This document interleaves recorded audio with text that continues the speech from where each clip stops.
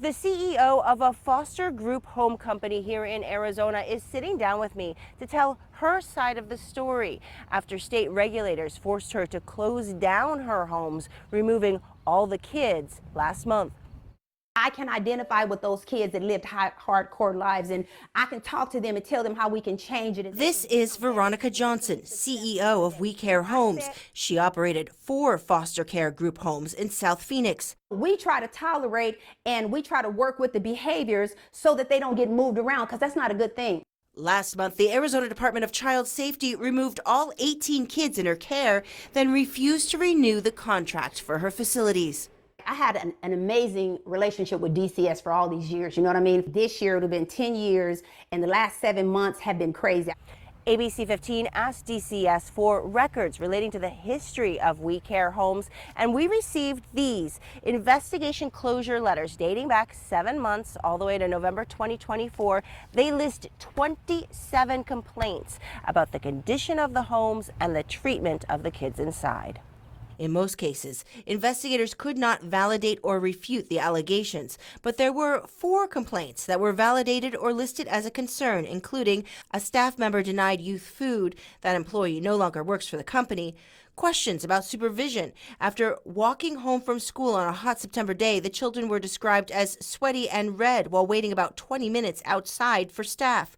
Injuries and reporting. Staff was found to not be following incident reporting rules after an allegation that a child had a broken arm and was not receiving medical attention. Substance abuse. DCS noted a concern after a youth appeared to be under the influence of alcohol or another substance in the home. Multiple whistleblowers also shared concerns with ABC 15. Some nights I didn't sleep because I'm concerned about these children. Children complaining that they're being mistreated, they hate it there. That's heartbreaking.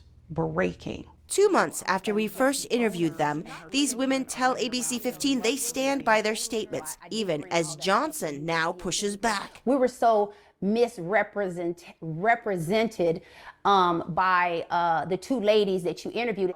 In June, Johnson invited us into one of the former group homes to show us the condition. So it was not that we were negligent and we were just abusing kids and I created a bad environment. And Johnson brought supporters to our interview, including people she said were We Care Home employees, community members, former foster children, and a parent. I mean, she's taking care of my kids when I couldn't take care of them. He came back a gentleman. He's so successful. She kind of like kicked my butt in a way to be good. You know, we always went to church on Sundays. Do you think all of the kids in your care in the last year have received the best care you could provide?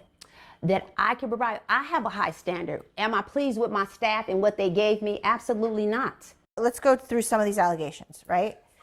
Not enough nutritious food for the kids in the homes. But I tell them you got to buy what's on the menu. Sometimes they buy it and it don't make it to my house. So I said, please take a picture. Johnson gave us these photos of the food purchases.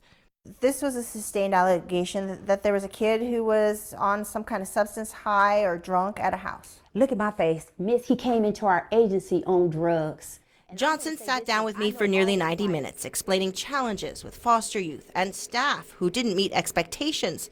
The staff got corrective actions. As we talked about accountability, I asked, who's ultimately responsible to DCS? I'm responsible. So they're responsible to me, and I'm responsible to DCS. In May, DCS asked We Care Homes to submit a corrective action plan. After reviewing the plan, DCS sent this letter saying it was unsatisfactory and the proposed timeline was not sufficient to remedy the serious issues. The company's foster care contract, which expired May 31st, was not renewed. I was like, okay, fine. That's fine. No argument, no questions. Johnson says she has accepted the DCS decision, in part so she can focus on her own health issues. If I didn't have cancer, I'd go through the fight. I'd go through and I'd fix everything. Even though Veronica Johnson's contract for the group homes has not been renewed, she still has a contract with DCS to provide supervised visitation for parents of children in state custody. I'm Senior Investigator Melissa Blasius, ABC 15, Arizona.